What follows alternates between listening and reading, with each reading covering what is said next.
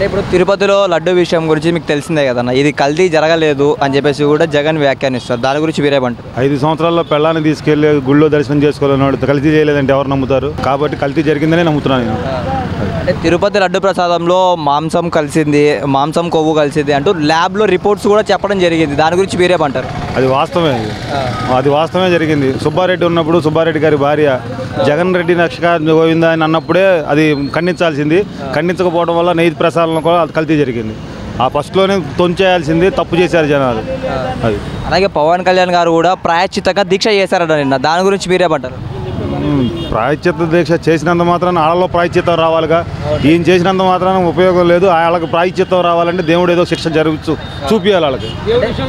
అంటే లడ్డూలో కల్తీ జరగలేదు అని చెప్పేసి చంద్రబాబు అబద్ధం చెప్తున్నాడు, అందుకే పవన్ కళ్యాణ్ గారు దీక్ష చేస్తున్నారు అని చెప్పి రోజా గారు వ్యాఖ్యానించారు. దాని గురించి మీరే? రోజా మాటలు నమ్మితే ఇంకేం లేదు. మనం బొచ్చులో మనం రాళ్ళు వేసుకున్నట్టే, తినే ఇసుక పోసుకున్నట్టే ఉంటుంది. రోజా మాటలకు విలువ ఎక్కడ ఉంది? అంటే రోజా గారు గతంలో మంత్రి కదన్నా, ఎందుకు నమ్మరు?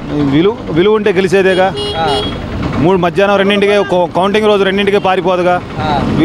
గ్యారెంటీ ఉంటే గెలుతుందని నమ్మకం అనుకుంటే. అంటే ప్రజలు సూపర్ 6 పథకాలు అడుగుతున్నారు, అది ఇవ్వలేకనే చంద్రబాబు లడ్డు సాకు చెప్తున్నాడు అని చెప్పేసి చెప్పడం జరిగింది. దీని గురించి మీరేమంటారు?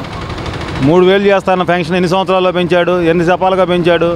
వీళ్ళు వచ్చిన 100 రోజులు అయింది. 100 రోజుల్లో వీడు పెట్టిన బొక్కలు పూడ్చుకుంటూ రావాలిగా. ఒకసారి బొక్క పూడ్చలేంగా. ఏదైనా బొక్క పూడ్చాలంటే ఎమ్మటే జరిగే పని కాదుగా. ఇప్పుడు మా ఊళ్ళోనే ఉంది, అక్కడ భోజనాలు పెడుతున్నారు. అన్నా క్యాంటీన్ లేకపోయినా కానీ స్ఫూర్తిగా తీసుకుని ఒకళ్ళ భోజనం పెడుతున్నాడు. రోజుకు 70 మంది భోజనం చేస్తున్నారు. అదే జగన్ ఉన్న ఎవడన్నా భోజనం పెట్టాడా? ఎవడ భోజనం కోసం వాళ్ళు పొట్టాడుకున్నారు. అది